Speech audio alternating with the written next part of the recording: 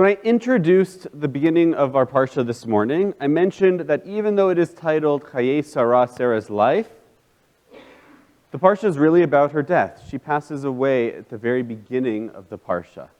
And the rest of it is about how Abraham purchased the cave of Machpelah in Hebron, a place to bury his wife, to remember her, about her and Abraham's son Isaac, and him finding a wife, Rebekah, when Abraham sends his servant Eliezer to go and search a wife out for his son, someone with the right values, with the right sense of ideals.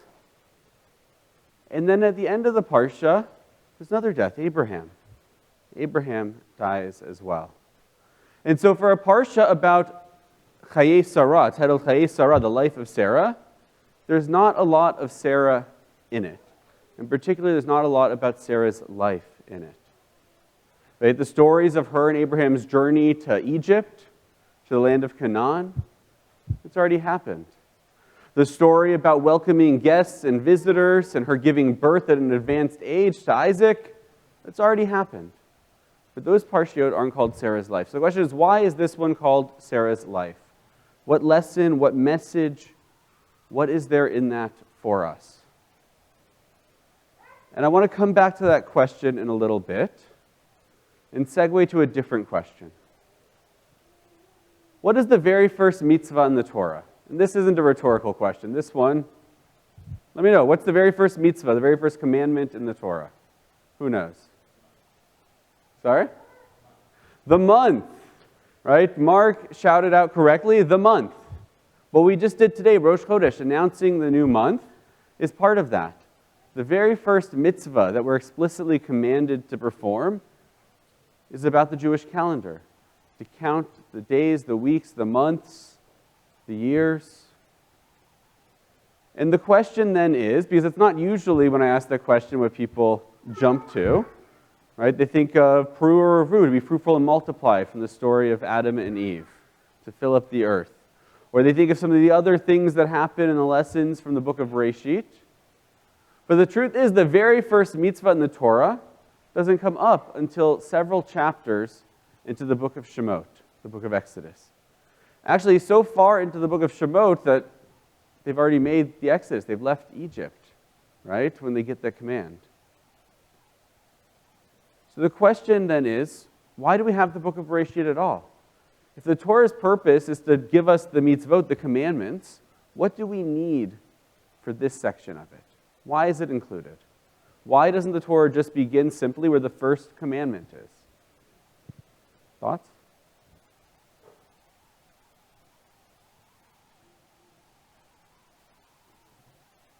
Sorry? I heard something from someone. He's louder? I don't know who's talking. Oh, it's something for discussion, right? It is something for discussion. The rabbis have written lots of different answers to this. Rashi tells us the story, the Torah begins with Bereshit and the creation of the world, so that way we can claim that God's promises, that the land of Israel in particular, was true. Right? God created the world, so God can choose who to give the land to, and God chooses the chosen people. And that's why we need that backstory, right, is our defense for the land of Israel. So even Rashi was a strong Zionist in dealing with apparently anti-Zionists, right, trying to refute the Jewish claim to Israel. But that's one answer. There are lots of different answers that we could have for discussions. I'm curious if anyone has any answers of their own. Of why do we need the book of Bereshit at all if it doesn't tell us what to do, how to act, what we're commanded to do, the deeds and actions that make up being Jewish.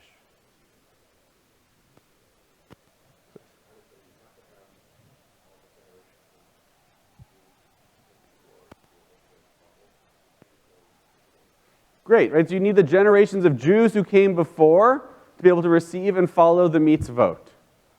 But even that, right, is interesting, right? We think of Abraham as the first Jew, but we think of the things that we associate with being Jewish, right? Keeping kosher, for example. Did Abraham keep kosher? Rabbis want to read into the text that he did, but we saw just last week. He prepared for the guests milk and meat together. He had no concept of kashrut. Right? Did Abraham put on tefillin? Did he go to synagogue? Did he daven every day? Probably not. Probably not. So while Abraham may have been the first Jew, he and Sarah, right, their Judaism as we know it wasn't around. There weren't mitzvot yet. The first mitzvah doesn't come for hundreds of years later. Hundreds of years, centuries later, when the Israelites get that first mitzvah. So I want to push us that there's another answer. An answer that's related, I think. Because so often we associate today Judaism with all of these ritual acts. I can't tell you how many people I talk to say to me, Rabbi, I'm not religious. I'm not a religious Jew. And the question, if I have time, and if they don't seem like they're in a big hurry, because oftentimes they come to me for a purpose, but I'll take a little side path. We'll take a little turn off to ask that question of what does it mean to be religious? What does it mean to be a religious Jew?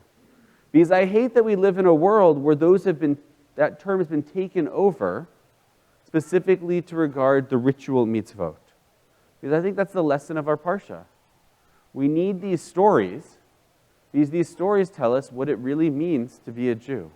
What are the values? What are the lessons? What are the things a Jew does?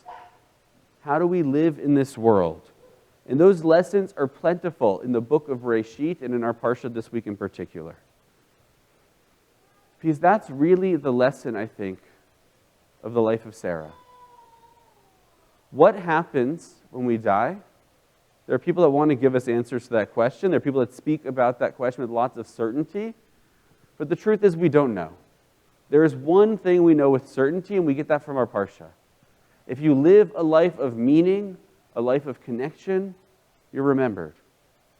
Even though this parsha doesn't talk about Sarah's life, it is our memory of her because she lived a life of community.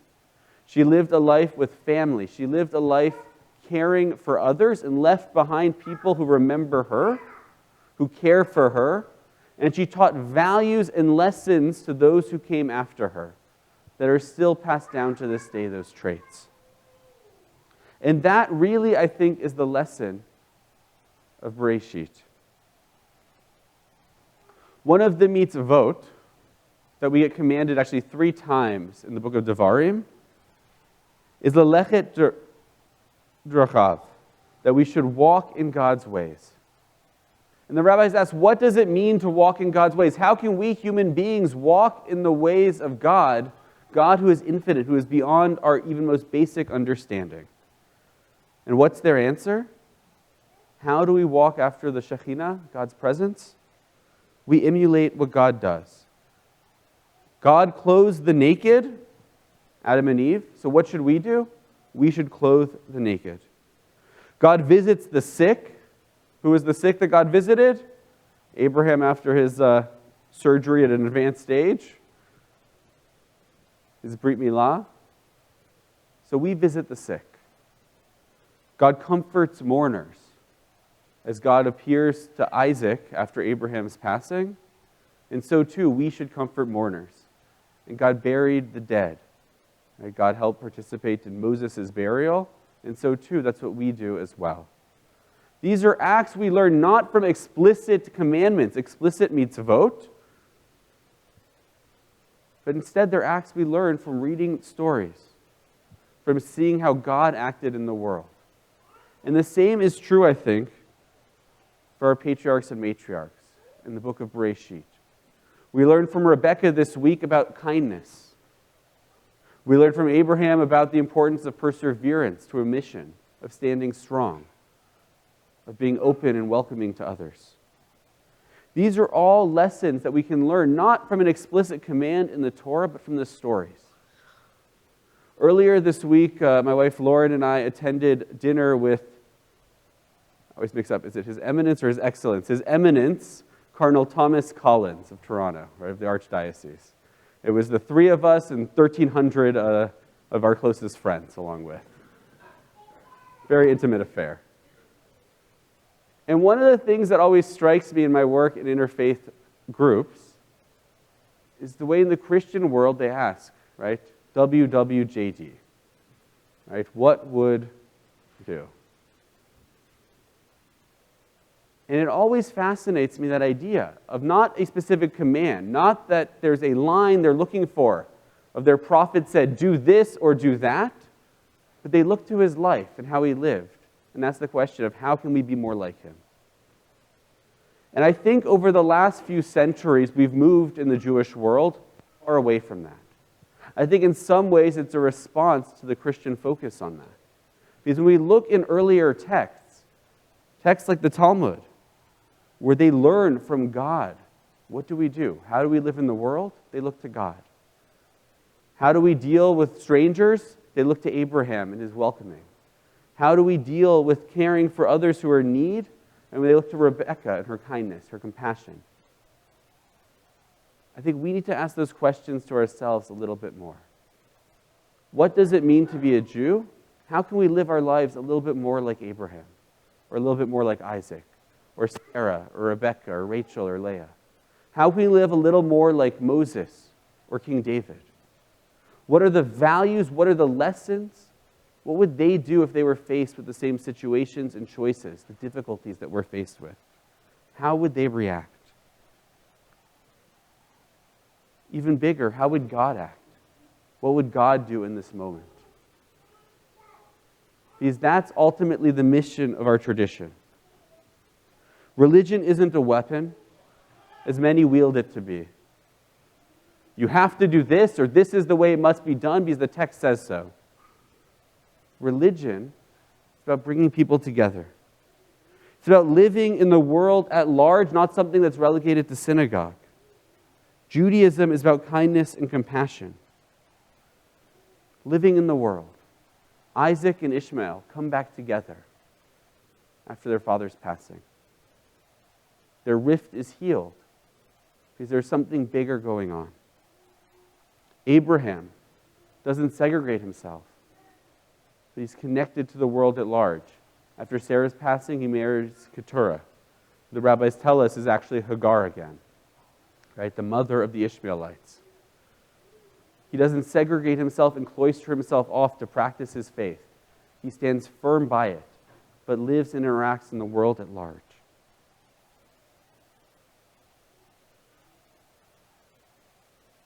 I want to conclude with sharing a story from Rabbi David Wolpe, who's the senior rabbi, or recently retired senior rabbi of Sinai Temple in Los Angeles.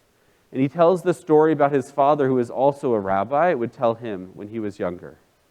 He would say to him that Methuselah was the saddest character in all of Tanakh.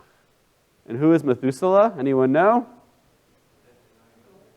Lived to 969, actually. In the Parshat Noach, we get it. In the list of different people, the generations between Adam and Eve and Noah and Abraham, we get these lists of these different generations. And not much else about them. And why is Methuselah the saddest character in all of Tanakh, according to Rabbi Wolpe's father, also Rabbi Wolpe?